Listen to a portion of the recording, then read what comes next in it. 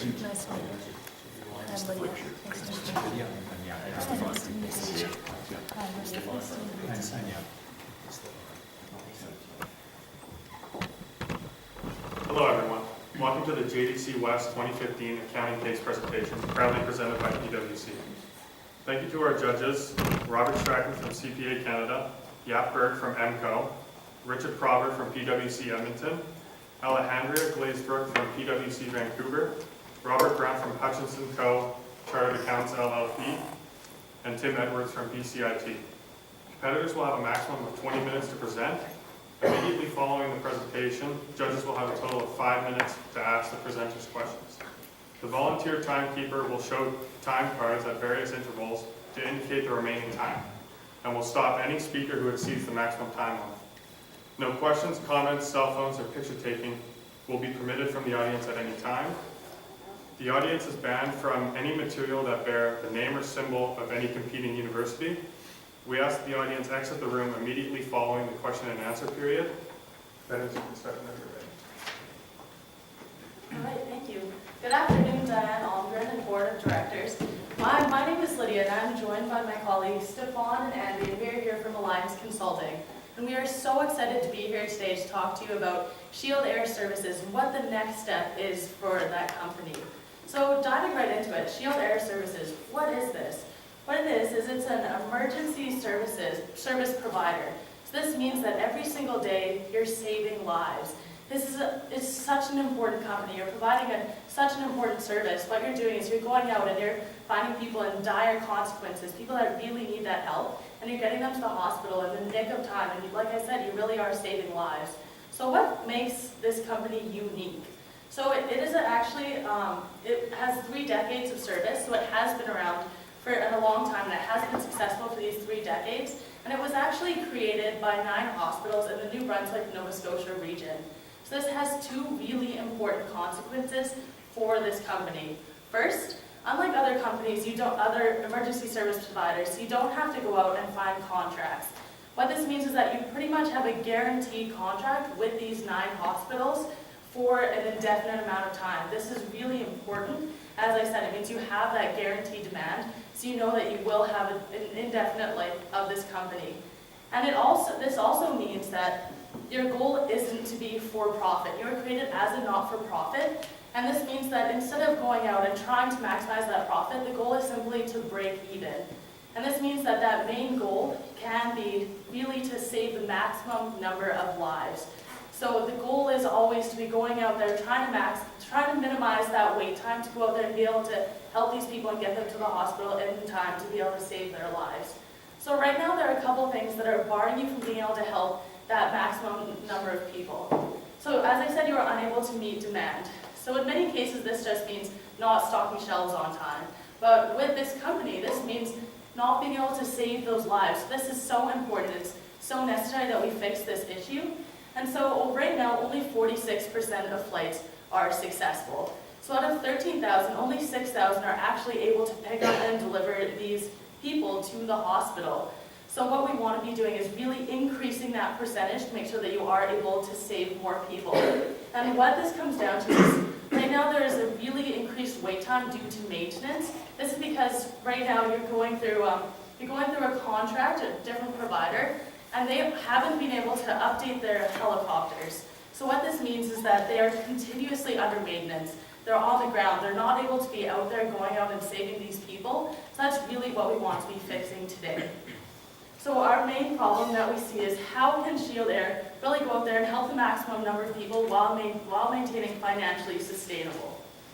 So looking a little bit at the internal of the company, right now your strengths is you have existing infrastructure, so you do have staff on board, you have a really strong internal culture, and you also have that established relationship with the hospitals. Like I said, this means that you don't have to go out and search for that contract, you already have this existing relationship.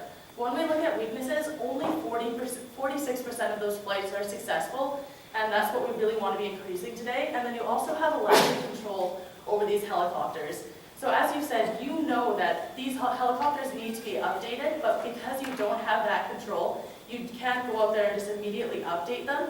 This is something that we're also looking at. And then looking a little bit externally, right now there are 2 opportunities. One, to purchase your own fleet.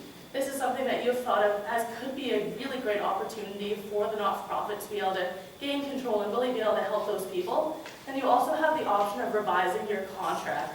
So your contract is about to expire. So you do have that option of being able to change a couple of things in this contract to try and make it better, to try and reduce that lag time to be able to help more people. And then right now the threat is the increasing cost of the contract. So because these helicopters are aging, they need to have more maintenance time. And so what this means is that these costs are really being passed on to you through that contract. This is something that we're also going to be looking at. So you came to us today with 3 alternatives. And before we dive right into the numbers of what exactly the financial impact of each alternative is, we'll not get the qualitative factors because you are not-for-profit. The bottom line isn't exactly what's going to be the highest net income for your company, more of how can you maximize saving all those lives. So the first alternative came to us today was having the same contract, continuing and renewing the contract every 2 years, but having higher standards. And we found by diving into your supplier is that the standards aren't really the issue. It's more about the helicopters that they are servicing right now, and it's the fact that they're over 20 years old.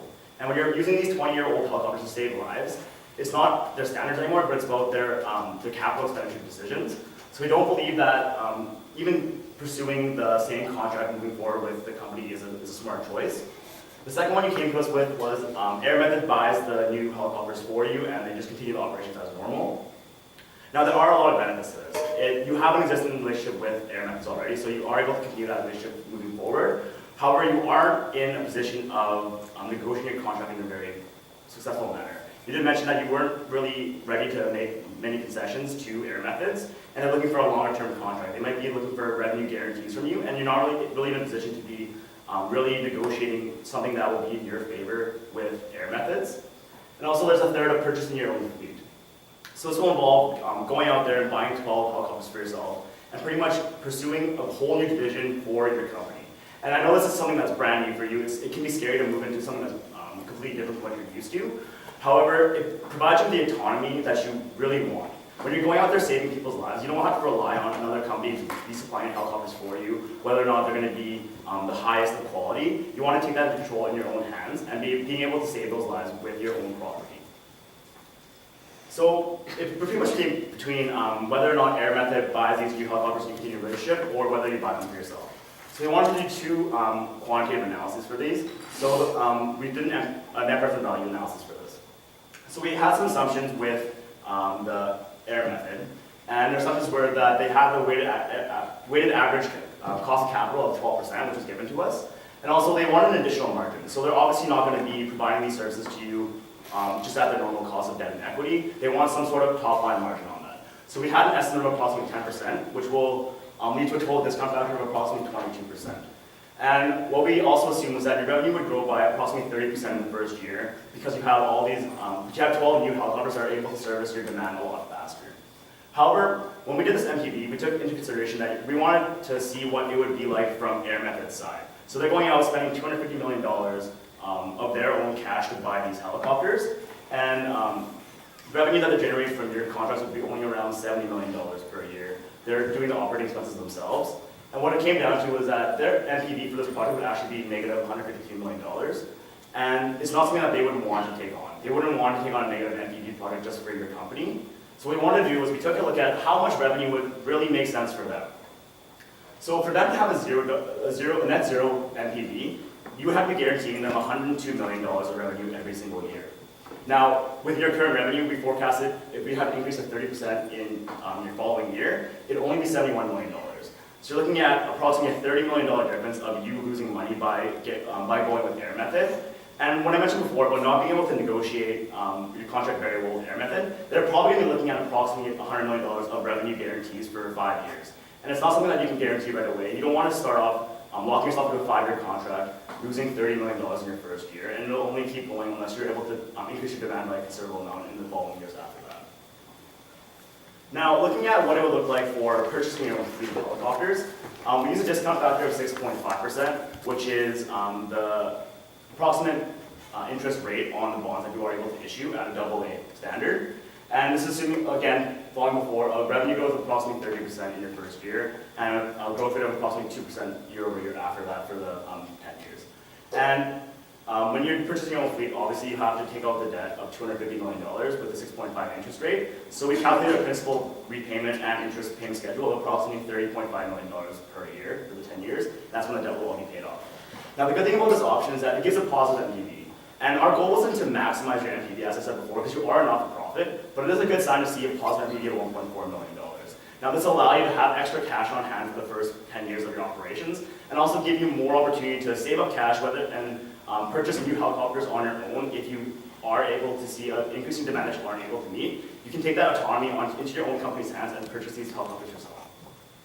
So with that, we do believe that purchasing the helicopters yourself and really having that control over saving your lives from the start of the communication to actually picking them up in your helicopters, we do believe that this is the best path forward for your company.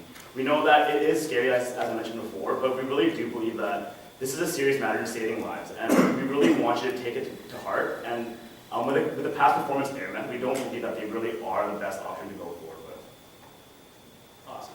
So after analyzing a few of the alternatives that you've provided with us, we can now look at exactly how this can be implemented. How exactly can we make sure that this NPV will be positive, that you'll be able to successfully keep your business going into the future, and how you can exactly increase those customers or those patients that you are serving out in the environment. So there's 3 phases to this plan. So we've broken down our implementation plan into 3 different phases, which will all hopefully allow you to get the funding that you needed to acquire the helicopters and also implement the entire strategy into your company's mission going forward. So looking at phase 1, it's to issue bonds. So as mentioned, you will be paying for 12 helicopters, and the cost of these in total will be $250 million. So going to the bank and asking for them to lend you $250 million is step 1 in this phase, as this will allow you to get the funding that you need to acquire the helicopter. This is kind of the first thing that you have to go about looking into for your implementation plan. As mentioned, the bank will be willing to provide this amount, as you've had strong financial success in the past. And you'll be purchasing assets that would be able to be used as collateral if in fact the payments cannot be paid. So looking at this a bit further, and this will be paid over a 10-year term. So looking at this, the annual payments would be $30.5 million per year. And looking at some of the results in the positive NPV, we believe this payment would be able to be paid by your company and allow you to use these helicopters to increase your financial performance. Also, one of the things we looked at here was, as provided during the situation, your company may have cash on hand that you're able to pay towards this bond. So yes, you do need to pay $250 million to pay for the helicopters, but looking at your balance sheet, you may have some cash on hand or some accounts receivable or some short-term investments that you're able to sell off and raise that cash on hand. As mentioned, you have annual payments for $30 million, and yes, this is one way to go about it, but if you were to have some cash on hand, looking at your net assets of $15 million, if you're able to sell some of these assets, you could have some cash you can go towards this payment. So as mentioned here, you need $250 million that we recommend going about using a bond. But if you have other possible short-term assets or current assets that you can use, this would kind of be the first method to go about raising the capital you need for the helicopters. And so looking at the next phase of this. So right now it's May 2014. So we have 8 months until the end of 2014. This is when the contract expires. So you have 8 months now to kind of prepare your fleet, prepare your company to move away from the contract with your current supplier and go about implementing your helicopters into your current strategy. So, as mentioned, you will be purchasing 12 helicopters. By purchasing these helicopters, you will be able to have decreased maintenance costs compared to the current supplier, and you'll be able to really increase the patients that you can serve and really go about applying your mission to helping patients. So these will be depreciated over 10 years, looking at some of the financial statement impacts. So they have a useful life of 10 years, so they'll be both put on the capital assets on the balance sheet, and then they'll be depreciated over 10 years until they are used or sold before then. They have a salvage value of $1.5 million, so after 10 years, once you're done using these, you can sell them for a salvage value of that amount and gain some money back that can go towards future ventures. And so looking at another part of the implementation plan, so the organizational structure. So the organizational structure you have right now has been very ground up based. You have a lot of the software in place to currently meet the hospital demands, and you also have a lot of those assets in place that you can go about meeting patients and hospitals' demands. But what you need to shift is the organizational structure. We're able to look at the organizational structure of your current supplier, and they have a very wide range of a hierarchy that they require in order to fulfill the demand that they are serving. So what this will look like for your current company is you will have to require additional staff. So this would be in a few different areas over the next 8 months that you need to go about this.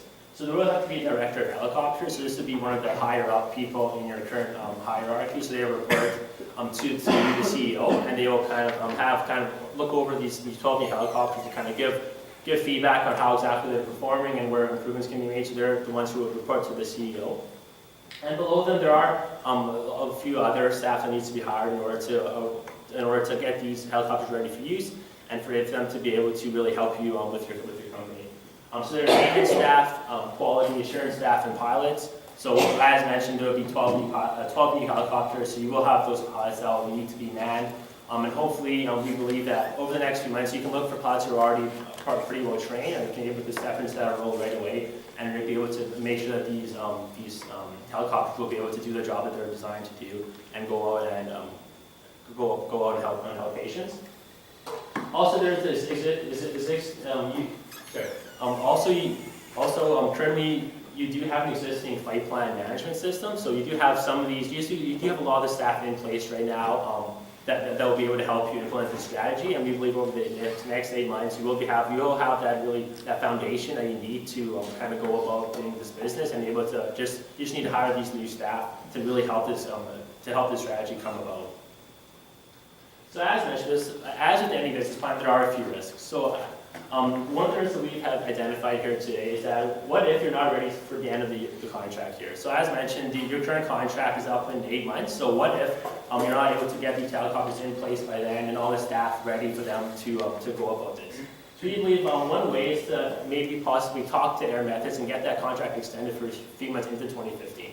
Looking at Air Methods and how they're going right now, a lot of their current contractors are expiring, and a lot of those current customers aren't renewing those contracts. So Air Methods is in a place right now where they do want to maintain some business. They do want to really help serve your business and maybe not let you go away. So we believe that going about the strategy of purchasing helicopters and implementing that into your strategy by possibly talking to this Air Methods and talking about possibly getting to maybe 6 months or however long you need of extension in 2015 will allow you to kind of make sure that you're consistently meeting the hospital demands of going out and helping patients, but also kind of making sure that at the same time you're staying financially feasible. You're not losing a lot of money by purchasing helicopters faster or not, as you already have this relationship with them, and this would be really help you with that performance.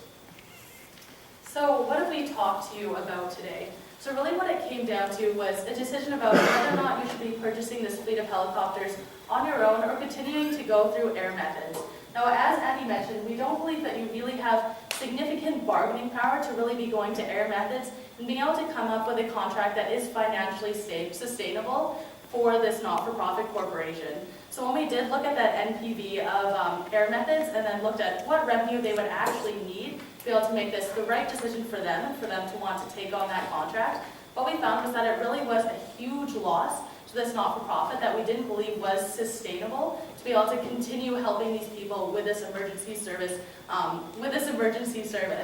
So what we did decide is that we do believe that you should be acquiring this fleet, and that there are a few organizational structure changes that you do need to make, but this is a field that you have been working in, as I said, for 3 decades. So you do have a great understanding of the overall field. We believe that if you bring on a few experienced staff, that they will be able to fill that gap, and that you will be able to maintain a really successful not-for-profit, and that you will be able to help more people by having less maintenance time and really having more up-in-the-air times, that you are able to get to these people quickly and get them to the help that they need.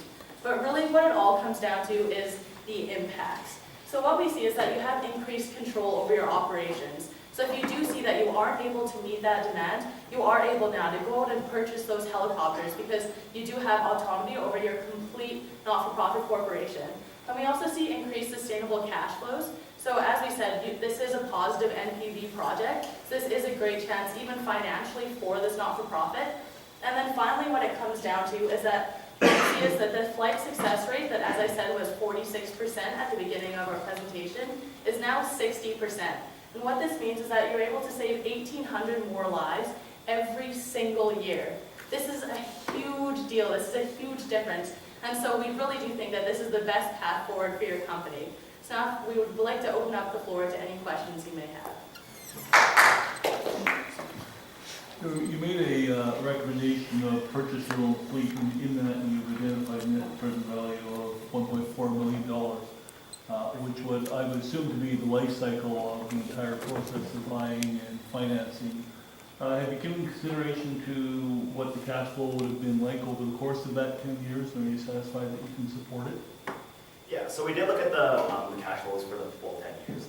And we found was that in the first few years, you are making approximately $1 million in cash on hand that you have at the end of every single year, which is a good place to be at. But as you go on, and as demand increases, you are able to sustain approximately $2 million per year of cash on hand moving forward. So we do believe that's a safe place to be. You don't want to have too much cash on hand as not for profit, because you don't want to be giving it back. We also do believe that you want to have a certain reserve in case you do need to buy new helicopters to purchase more planes or helicopters to meet the demand.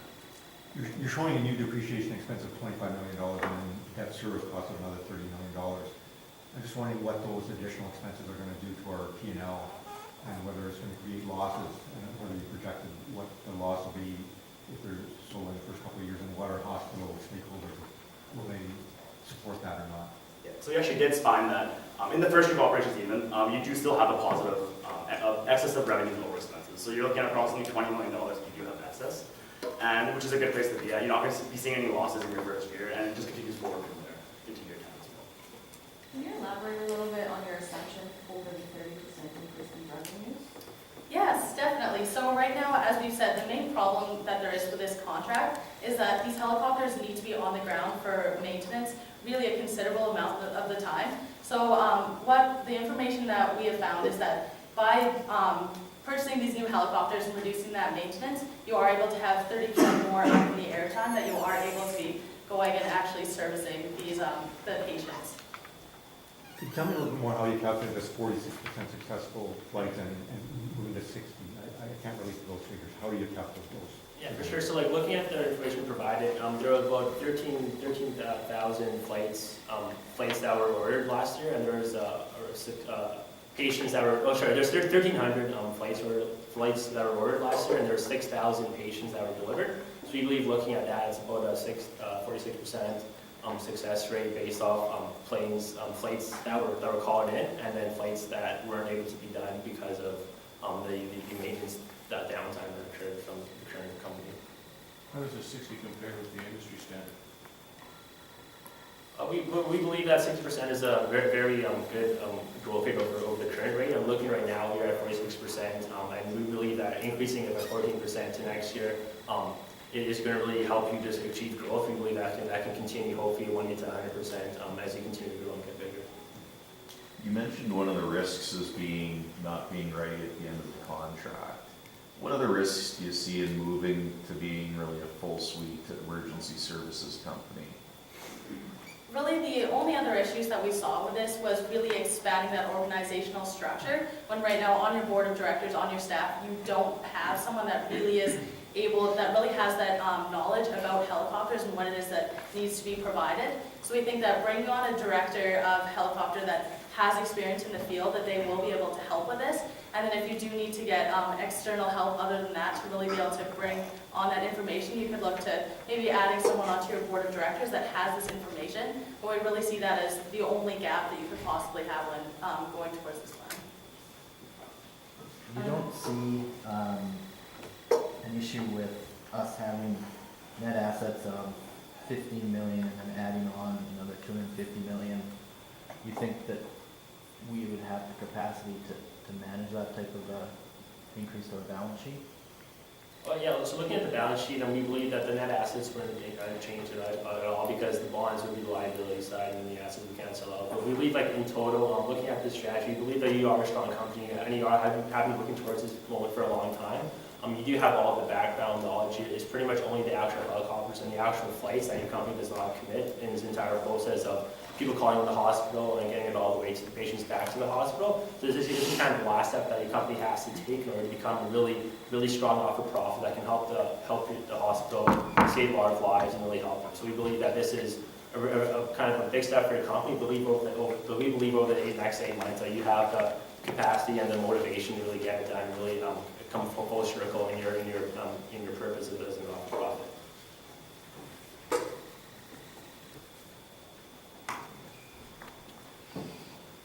Stop.